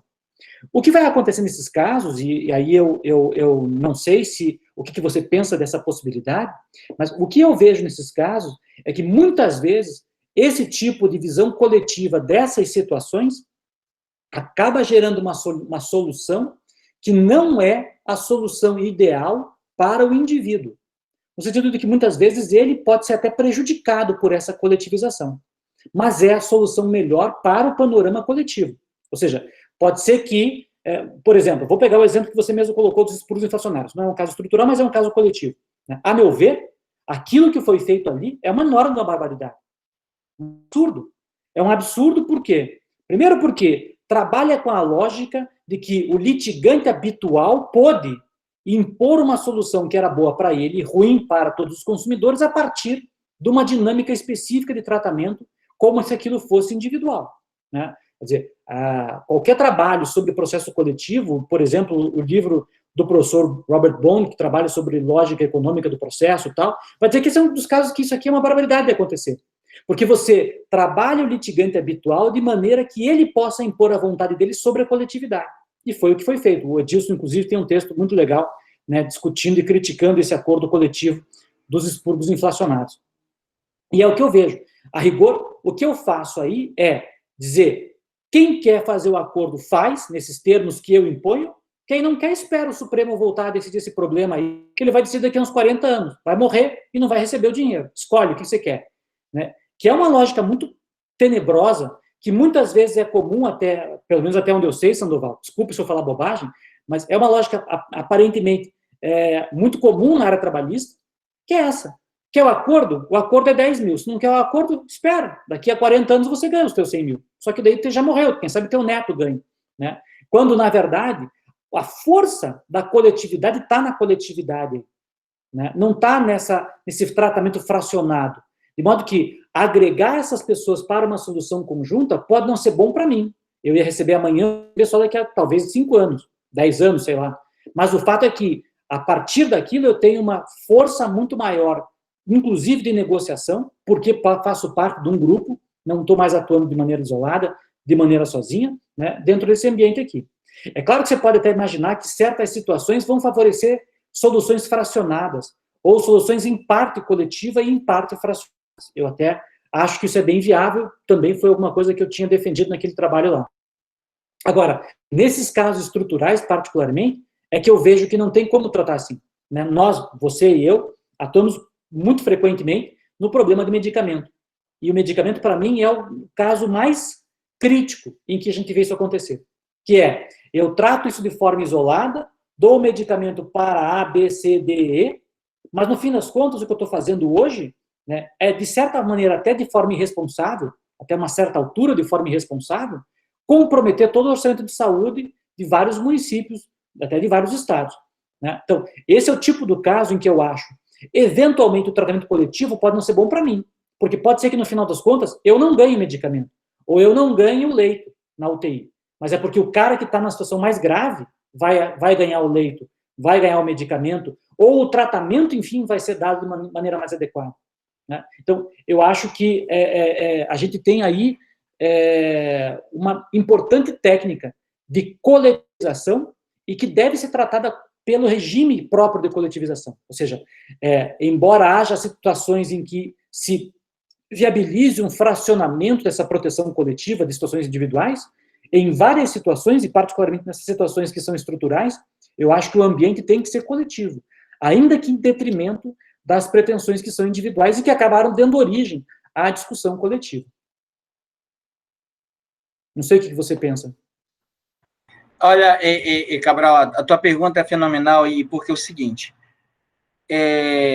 eu concordo com a Arenhar de que esse fenômeno é coletivo, mas não foi isso, não é essa a percepção que o CPC está trazendo exclusivamente, não é assim que a doutrina está tratando, tampouco a jurisdição. Eles estão dando força de precedente, pior ainda. E aí eu vou falar uma ideia interessante. Os recursos repetitivos e o IRDR é tratado por algumas doutrinas estrangeiras como um péssimo exemplo de tutela coletiva, por uma razão simples. O repetitivo e o IRDR, eu só dou conta depois que o câncer já estourou. Eu estou pipocando problema em tudo quanto é lugar, eu não identifiquei no início. Eu sei que tinha um artigo do CPC que queria dar conta disso, mas ele não foi, ele foi vetado e por isso ninguém está colocando ele para frente e tudo mais. Mas, veja só, eu só vou dar problema, eu só vou estar com uma situação que é de tutela coletiva quando já tem vários casos no primeiro grau, vários casos no segundo grau, e no repetitivos até sabe Deus onde. Ou seja, está instaurado o câncer em tudo quanto é lugar. Então, como tutela coletiva já é criticado, tudo bem, vamos tratar coletivamente, mas caramba, eu estou fazendo um tratamento aqui meio de tentar conter a percepção cancerígena. Então, o primeiro aspecto. O segundo aspecto que tem é as pessoas tratarem isso como precedente. Porque não tem uma percepção de precedente. Quando eu decido aquele caso repetitivo, eu quero que ele se aplique a outros. Então, eu estou fazendo uma projeção prospectiva futura para ele. O Tarufo escreveu um artigo no caso do McCormick dizendo, olha, os caras do Civil Law é interessante. Eles julgam o caso e depois eles prescrevem canonicamente como esse caso vai se aplicar para o futuro. Porque o repetitivo que você está falando é isso. Mesmo que ele desista, o negócio vai ser apreciado. Por quê? Porque o que ele quer é como uma solução mosaica que subiu ao Monte Sinai, pegou um monte de prescrição canônica do que se deve e do que se deve, fixar uma tese, uma premissa acerca de resolutividade sobre aquele problema. Aí eu tenho uma questão gravíssima. Qual é a questão que eu tenho? É que eu não sei as particularidades de cada caso que vai ser isso. E mais, tem um problema. No IRDR e nos recursos repetitivos, a tutela coletiva, às vezes, no pilot case, é considerado como um dos casos pilotos, para servir de base, para extrair de lá uma possível normatividade acerca de aplicação para o futuro.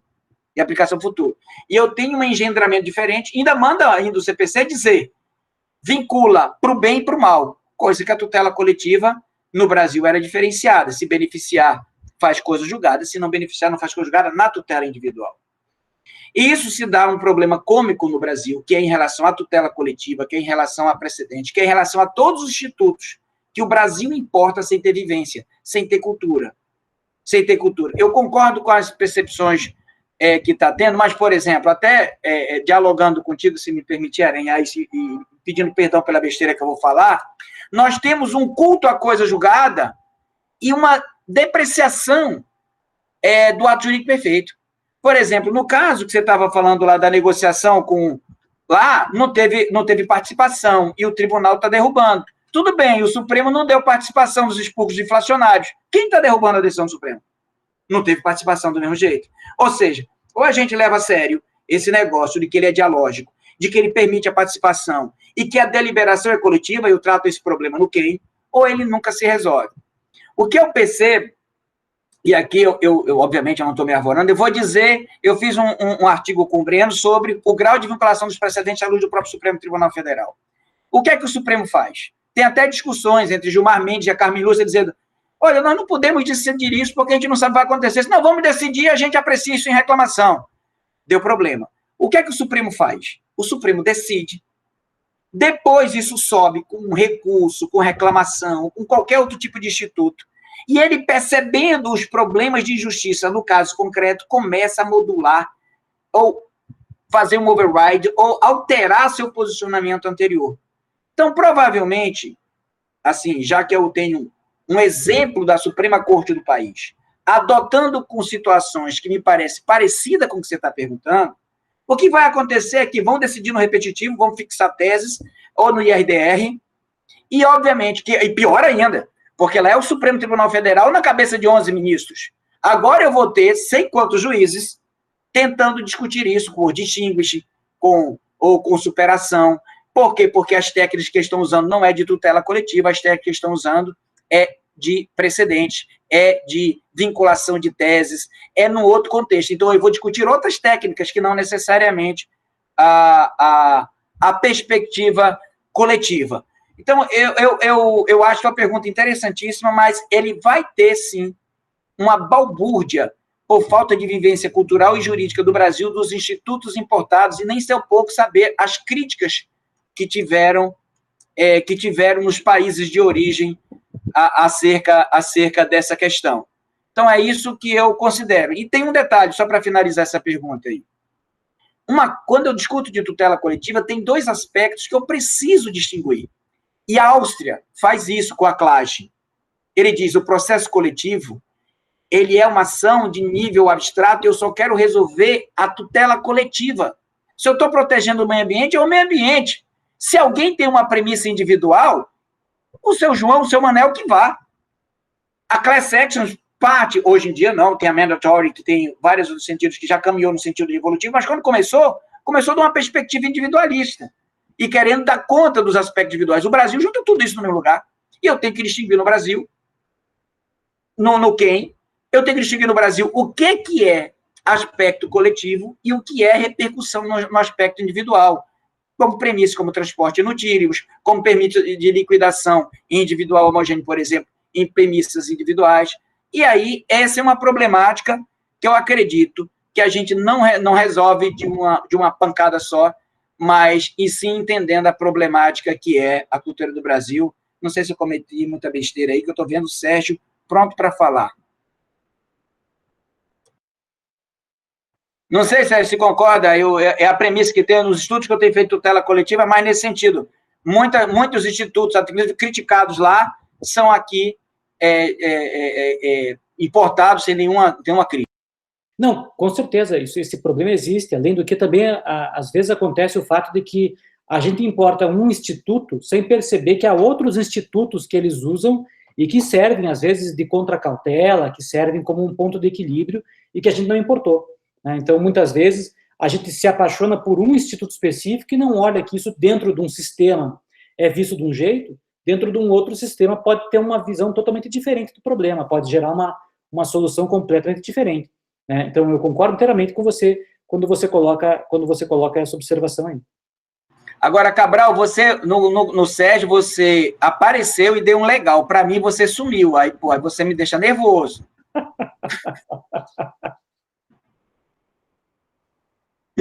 Aí, desse jeito...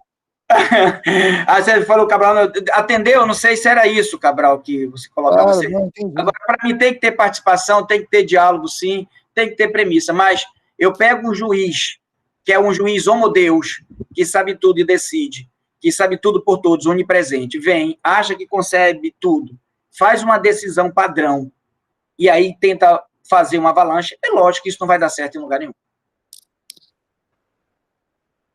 Agora, deixa eu ver aqui, perguntando, tem a pergunta aqui, Sérgio, quem é aqui a pergunta? Cadê, meu Deus? Eu estava no Marcos, eu estava na Aline, né? A Aline foi sentença, então eu concordo. Para mim, o processo estrutural tem discussão desde a cognição até o cumprimento, eu entendo que se aplica. O Marcos Aurélio está fazendo o seguinte, professor Arenhar, diante da dimensão ampla do processo estruturais, não haveria necessidade de espaços institucionais novos, como núcleos de negociação, em causas complexas, para garantir que o problema seja examinado em toda a sua complexidade e haja uma coordenação entre órgãos de controle que devem atuar no problema? Acho que essa é uma ideia interessante. Não sei se isso é uma obrigação que exista. A rigor, né, a gente deveria ter esse papel, por exemplo, em vários campos exercido pelas agências, né? O CAD, por exemplo, deveria ser um órgão que tem por papel oferecer justamente esse papel, essa função de mediador desse campo, mas nem sempre consegue fazer esse tipo de exercício. Então, acho que essa estrutura é boa, né, sobretudo quando ela é composta de órgãos técnicos, como, por exemplo, é o próprio caso do CAD, é alguma coisa muito boa, né? Em alguns casos, vai ter estruturas que são privadas, que também acabam ajudando em grande medida, né, funcionam bem, né? Em outros casos não funcionam tão bem assim, né? O caso de Mariana, de novo, o professor Antônio Cabral tem um trabalho, junto com o professor Hermes Zanetti, muito importante, sobre essas Claim Resolution Facilities, que seriam... Maravilhoso, já tem. Né, para a solução, e que também seriam ambientes de solução, que deveria ser uma experiência muito boa, mas que naquele caso pontual tem muita discussão, tem muito problema, né, tem tido muito problema, mas a gente tem, por exemplo, eu tenho um artigo meu antigo sobre uma ação civil pública do carvão, em que eu relato a situação de um órgão também de quase que de negociação, que é um órgão, na verdade, de acompanhamento da efetivação da decisão, né, que é um órgão tripartite e que tem funcionado bastante bem. Então, assim, há casos e casos, eu acho que há casos em que esses órgãos têm um papel melhor, têm uma condição melhor de atuar, tem outros casos em que isso aqui não funciona muito bem, enfim, é muito variável, mas, sem dúvida, pode ser uma alternativa muito boa para que eu possa ter uma solução mais adequada para problemas estruturais, seja na via jurisdicional, o juiz mesmo determina a criação de um órgão como esse, de um comitê de acompanhamento, como foi, por exemplo, no caso do carvão, como foi no caso de Mariana, essa Fundação Renova, né? Ou, eventualmente, se cria esse órgão de forma extrajudicial. Acho que a solução é muito legal. Olha, eu aderindo ao que você está falando, eu tenho até para falar para a Aline Fraga Cardoso, que está fazendo a pergunta, e dizer, para mim, sim, se a gente está discutindo a participação, quanto mais participar, quanto mais pessoas que têm conhecimento e têm representação, seja institucional ou em qualquer medida associativa a esse respeito, deveria participar. E eu dou como exemplo, por exemplo, todos os casos bem-sucedidos de processos estruturais, né, Sérgio, teve uma boa participação, teve uma boa consensualidade, uma boa conversação, e parte daí. Eu tenho um caso que é nos Estados Unidos, onde a Suprema Corte dos Estados Unidos nomeou um perito, e o perito negociou e trouxe a negociação, a solução negociada. Eu tenho o caso da Bolívia, no caso de movimentação forçada de indígenas, que inclusive foi bater na Corte Interamericana de Direitos Humanos, onde a Suprema Corte abriu um incidente de negociação ampla entre todos eles, e a Corte Interamericana só não fez uma condenação maior ainda, porque a Suprema Corte fez um bom trabalho nesse sentido. Então, eu concordo com a premissa de participação e tudo mais, e veja, os públicos inflacionários que está sendo criticado pelo Vitorelli, que escreveu agora há pouco, qual é a discussão? Participação. E, obviamente, se tiver órgão de controle, instituição de controle junto, melhor. Eu, até usando a palavra que o Arenhar falou, é algo que tem que ter uma conversação. O juiz deixa de ser um ser que se convence para decidir em nome de alguém para um ser que gerencia a solução de um problema. Então, ele passa a ser um gestor, ele passa a ser um administrador da solução e não um solucionador. Ele passa a ser um partícipe e não um assimétrico que decide sobre os outros. E eu acredito que essa visão é uma visão que tem que ser instaurada no processo estrutural. E mais ainda, vejam como a negociação está muito mais por extrajudicial que por judicial, veja que o processo estrutural namora toda hora a extrajudicialidade. E se vale da extrajudicialidade, o caso, por exemplo, Sérgio, que eu falei da educação indígena, toda ela foi negociada extrajudicialmente. Aí depois, porque a gente tem uma ideia de que se homologou judicialmente vale muito mais do que qualquer outra coisa, levou a juízo para homologar. Então, era isso que eu teria a dizer aqui a esse respeito. Não sei se eu lhe atendi, Aline. Aí eu tenho Marcos Aurélio, quem é que está? Deixa eu, perdão, aqui eu acho que eu estou me perdendo. Eu acho que eu já respondi todos, já está terminando, deixa eu ver. Aline, professor, o processo estrutural tem uma loja... Não, já foi. Arenhar, já foi. Tem uma pergunta aqui da Marcelene de novo. Processo estrutural, jurisdição, não cuida só do que e como? E a negociação estrutural vai mais além, seria no caso extrajudicial, por que permite, o que se adentra, o que, por que, onde, todos os quesitos.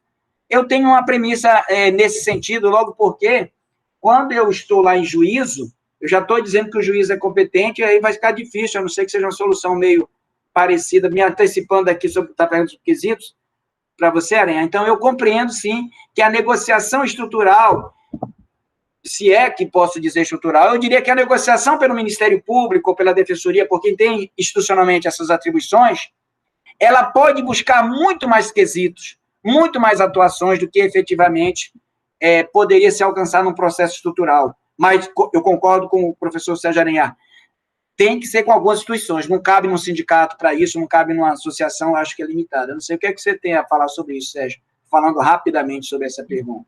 Então, na verdade, assim, eu até, fazendo referência a uma pergunta anterior, acho que era da Aline, né, eu também acho que o processo todo tem que ser repensado para permitir uma tutela adequada desse tipo de problema estrutural. Então, ele tem que ser pensado desde o começo até a última etapa dele, e talvez nem exista uma última etapa. Até há autores americanos que dizem, como é que eu termino um processo estrutural? Daí dizem, talvez ele nem termine, talvez ele fique por aí, fique meio pendurado, talvez ele termine por exaurimento, se diz assim até, em alguns casos. Mas eu concordo que isso, de fato, seja todo um repensar. Agora, eu acho que esse redesenho, ele é justamente feito para que esses outros aspectos, né, o quando, como, porquê, etc. e tal, tudo isso seja revisto e tenha também uma adequação no ambiente jurisdicional. Ou seja, na verdade, o complicado do processo estrutural justamente é isso. É que a gente tem que repensar tudo e refazer tudo. Porque ele não lida com as controvérsias com as quais o processo tradicional foi pensado para lidar. Né? O processo foi pensado para lidar com problema de crédito, com de propriedade. Ele não foi pensado para lidar com um problema complexo como esse aqui. Então, até institutos tradicionais são difíceis de serem pensados aqui. Né? Por exemplo, você pensa a participação desses sujeitos se dá em que condição? Eles são partes, eles são terceiros intervenientes. Não é bom aplicar esse tipo de conceito. Eu vejo até aqui uma pergunta da Mariana. Qual é a natureza dessa decisão? Não é bom, talvez, a gente utilizar os conceitos tradicionais de natureza jurídica das decisões, porque elas foram pensadas para aquelas decisões tradicionais. Então, a gente vai dizer, é homologatória. Tá, é homologatória, mas é uma homologatória diferente. Como o próprio Sandoval colocou, é uma homologatória, de certa forma, instável, não estável. Né? Tem um grau de instabilidade muito grande, porque eu posso, inclusive, rever todos os termos desse acordo aí. E muitas vezes até independente de novas circunstâncias. De novo, volta ao problema do experimentalismo, que é próprio da lógica da complexidade. Eu tento uma solução, não deu certo, a gente tem que sentar na mesa de novo e pensar outra solução. Mas pode não ter circunstância nenhuma. Pois é, mas não tem como aquela solução ser adequada para o caso. Então, tudo aqui, na verdade, é um novo exercício. É quase como se a gente estivesse diante de um novo tipo de processo mesmo, né, que exige novos institutos, novas definições, novas lógicas. Talvez até não precise de definição nenhuma. Né? E também, só para responder aqui uma pergunta do Beclaut, que eu vi que o Beclaut fez uma sobre aquele caso que eu estava mencionando. Beclaut, aquele caso lá, graças a Deus, na verdade, o tribunal acabou rejeitando a ação anulatória do colega. Eu até intervim no processo, participei, dei parecer ali, e essa foi, de fato, essa tua preocupação, né, que no fim das contas entra muito, dialoga muito também com o tema, né, que é o tema da fundamentação das decisões judiciais. O tribunal estava muito preocupado, de fato, com a preservação da estabilidade dos interesses que haviam sido protegidos pelo negócio original. Né, de dizer, e a conclusão daí do tribunal foi de dizer o seguinte, nem cabe ao Ministério Público pretender a anulação daquele acordo sem, pelo menos, invocar um motivo de anulabilidade do negócio jurídico. Né? E, portanto, daí a discussão entrou mais ou menos nessa linha ali, foi esse entendimento que o TRF acabou dando para esse problema. Eu, de fato, te confesso que eu não sei se depois o colega continuou propondo algum outro tipo de impugnação lá para frente, mas no caso que eu atuei, que foi o caso da ação anulatória, e de pelo menos dois embargos, dois agravos de cumprimento de sentença, de impugnação ao cumprimento de sentença, essa foi a manifestação do tribunal ali. Tá? Estou plenamente de acordo, e você trouxe um exemplo de respeito ao ato jurídico, entendeu? E é interessante que Gavronski fez uma discussão com o Mancuso a esse respeito, e ele inseriu mais um elemento de verificação da nulidade, que era a questão da proporcionalidade, ou seja, era desproporcional, aquilo não protegia efetivamente os direitos. Por quê? Porque uma coisa, ele fez a seguinte, ele defende que o acordo pelo Ministério Público ele é garantia mínima. Se eu quiser fazer uma outra coisa para garantir mais, está valendo. E aí a discussão que o Gavronsky fez, que é colega de vocês no MPF, disse, olha, se eu não respeitar o acordo, eu não tenho realmente, vou ter uma instabilidade muito grande, então eu tenho que ser respeitado. E eu acho só assim, caminhando para o final aqui, tem uma pergunta aqui, eu acredito, da Aline Fraga, que, Cláudio, eu concordo plenamente em relação da sentença, eu vou aderir 100%, até por economia, às suas palavras em relação a Mariana. O que os senhores acham do veto presidencial à conversão da ação individual em coletiva? Indiretamente, esse questionamento está relacionado ao processo rural. Uma ação individual de medicamento, por exemplo, pode estar, pode não estar, e eu até já dei essa resposta antecipadamente na questão da pergunta do Cabral, dizendo que isso foi um grande mal. Quando deixou para o IRDR a divergência para o IAC e para o recurso repetitivo, essa técnica, que é conhecida em muitos casos como pilot case ou como casos que tem, eu só estou diante de onde a coisa já estourou, onde o negócio já está jurisdicionalmente espairado. Então, eu concordo com isso, não sei qual é Sérgio. Na verdade, eu penso o contrário, sabe, Sandoval? Eu acho que o incidente de conversão que o Código previa era muito ruim. Por quê? Porque ele tinha um parágrafo que dizia que a ação convertida não podia ser uma ação para tutela de direitos individuais homogêneos. Então, o que acontece?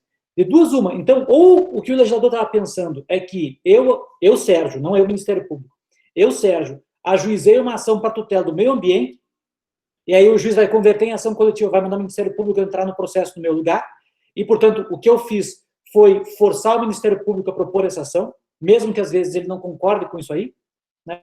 Ou legitimar uma hipótese, a meu ver, de absoluta ignorância da parte, de achar que ela pode proteger um direito que é meta individual. Então, a meu ver, se o que o Código tivesse previsto fosse simplesmente a conversão de uma demanda individual em coletiva, nos moldes do que faz nos Estados Unidos, por exemplo, de dizer, olha, esse problema não é só teu, esse problema envolve um monte de gente, todo mundo tem esse direito, então eu vou tratar de forma coletiva, isso seria ótimo. O que, de certa maneira, o Código fez. Porque, inclusive, incorporando uma regra que já é uma regra da Lei da Ação Civil Pública, no 139 dos poderes do juiz, ele diz lá que quando o juiz se perceber na presença de várias questões individuais, então ele pode provocar a coletivização, né? Ou, inclusive, faz também quando fala do 69, quando permite a questão da colaboração, tema que o professor Antônio tratará amanhã, né, de reunir casos individuais para um tratamento coletivo. Então, acho que, de certa forma, isso já existe ali. Então, um incidente não faz, a meu ver, tanta falta assim. Olha, Sérgio, eu acho que nesse caso a gente não tem muita divergência, porque minha resposta foi rápida e foi quanto ao Instituto de Conversão, que é tratado na doutrina estrangeira como um elemento extraordinário, porque eu evito a doença na origem. Quanto a esse parágrafo do artigo, que eu tenho a mesma crítica que você, eu acho que não poderia ter limitação nenhuma para a tutela coletiva e nem tampouco deveria condicionar o autor individual que iniciou a uma sorte que ele não pregou e nem tampouco condicionar o Ministério Público. Estou dizendo só do Instituto em si. E eu concordo com o Instituto nesse aspecto apenas, e acredito que deveria ter sido trabalhado. É algo que deve ser trabalhado, é algo que, para mim, que é melhor na tutela coletiva do que o IRDR, do que o IAC e do que o repetitivo. É nesse contexto. E no que você falou, foi só porque eu falei muito rapidamente sobre isso, não adentrei nas disposições, concordo, não há divergência minha nesse aspecto, não. A não ser que você divirja quanto ao Instituto. Mas não mais. De jeito nenhum. Eu acho que a gente terminou as perguntas aqui. Eu fiz a resposta rápida aqui por causa... Eu acho que sim. Ah, tá. Sérgio, então aqui eu já terminaram as perguntas. Eu dou a palavra para você encaminhar aqui para as finalizações. Eu digo o seguinte, eu estudar, pesquisar é uma das coisas que preenche a minha alma, é onde eu fico mais feliz. Então, eu fico agraciado. Eu digo tanto isso que eu fico agraciado, porque eu fico meio mais ainda por você, de ter participado da minha banca, ter a oportunidade de fazer alguma exposição para alguém que eu leio muito e tenho tanta admiração. Então, dando as palavras para você, para que você tecesse aí as considerações a esse respeito. E Imagina. Depois eu fecho. Sandoval, na verdade, eu que quero agradecer muito de novo, mais uma vez, e muito mesmo, a oportunidade de estar aqui com vocês todos. Para mim, isso foi um momento muito legal, assim, muito especial, né? Primeiro por rever você, depois por rever grandes amigos, né? De novo, o professor Antônio Cabral, Beclau, todos os outros que estão aí. Para mim, esse é um momento, uma oportunidade única. E sempre é um momento de a gente aprender cada vez mais, né? A gente aprende com todo mundo. Eu vejo até das perguntas que são feitas aqui, que o pessoal tem um nível muito alto e que percebe, assim, temas que são muito complexos, de fato, de modo que coloca a gente, inclusive, em várias saias justas, né? De tarde, eu digo para todo mundo aqui, de tarde, o Sandoval até me ligou, disse que ia ser um bate-papo bem tranquilo. No final dele, ele fez uma exposição gigantesca, absurdamente profunda, e me jogou aqui no inferno, quero dizer, agora você se vira, porque eu já matei você deu um jeito de sair dessa bronca, né? Então, assim, para mim uma enorme oportunidade, uma alegria, de fato, poder conversar com vocês todos, dialogar sobre um tema complexo como esse. E, na verdade, que tem o que subjaz a tudo isso aqui, e tenho certeza que é a preocupação de nós todos, é sempre aquilo, né? É ver o processo não mais como uma técnica abstrata, uma técnica insonsa, que muitas vezes é vista, mas como uma ferramenta muitíssimo importante para que a gente possa prestar justiça, para que a gente possa contribuir, pelo menos, seja para que o Ministério Público, para que a Defensoria Pública, para que o Poder Judiciário, para quem quer que seja, né, possa oferecer melhor a resposta à tutela dos direitos, que é aquilo que a gente gostaria tanto que fosse melhor oferecido dentro do ambiente brasileiro. Então, discutir esse tema com vocês, conversar com vocês, estar aqui com vocês, ainda que remotamente, é para mim uma enorme de uma alegria. E estar com amigos, como vocês todos são, para mim é uma alegria redobrada. Então, só tenho que agradecer mesmo. Para mim foi um desafio gigantesco, mas uma oportunidade também muito grande. Obrigado mesmo. Olha, Sérgio, eu acho que eu até não vou falar muito, porque se falar muito eu vou me alongar mais do que isso, porque realmente eu fico muito feliz. É uma oportunidade do Brasil se interagir entre Norte e Sul, de se perceber. Eu não já vou falar da gratidão e da alegria que eu tenho de estar participando de uma conversa com você, porque você pode ter aprendido alguma coisa. Eu aprendi muito, demais. E eu fico realmente muito feliz com isso. Eu queria agradecer profundamente seu convite. É muito engraçado quando foi feita a discussão. Eu disse, rapaz, será que o Sérgio vai me dar bola? Eu vou jogar um zap para ele. E olha, não é que eu joguei um zap para ti, para o Beclau, para o Cabral, e vocês não deram bola, rapaz. Eu digo, olha que bacana, tá vendo só? Eles deram bola. Agradecer aí ao Beck, que participou comigo também em outras webinars desse, o Cabral. Assim, Cabral, valeu, muito obrigado. E eu queria dizer o seguinte, tem muita gente aqui, o Cabral disponibilizou o artigo dele aqui no chat. Caso vocês, quem não estejam consultando o chat e quiser ter acesso, ele botou lá no perfil dele, academia.edu, para vocês aí acessarem. Eu agradeço a todas as pessoas que participaram. Queria dizer que a participação tem certificação, dado, pode não valer para alguns, mas para outros tem certificação. Essa é uma forma de organização do grupo de pesquisa, é um encaminhamento, é um incentivo. Cada vez que tem essas discussões, é algo que é muito enriquecedor. Eu recebo aqui no WhatsApp direto, olha, valeu, parabéns, maravilhoso. E queria passar para você a sensação da felicidade que eu tenho e compartilhar a felicidade dos outros que têm a esse respeito. Então, o Marcos Aurélio também, aqui a colar ele aparece, apareceu aqui também, agradecer, ele fez a pergunta, a gente respondeu. E está por encerrada, assim, aí já com tristeza, o nosso encontro. Obrigado mesmo, Sérgio, eu fico muito feliz em conversar sobre coisas, e mais ainda, perceber que as convergências entre pessoas que são gigantes, como você, como Beck, como Cabral, como Marcos Aurélio. O Marcos Aurélio está aparecendo, ele deu a cara, ele deu as caras. Está vendo aí, Marcos Aurélio, tudo bem? O Beclau, para mim, é sinônimo de muita satisfação e gratidão. Muito obrigado mesmo. Assim. Eu agradeço muito mais uma vez, obrigado mesmo. Obrigado.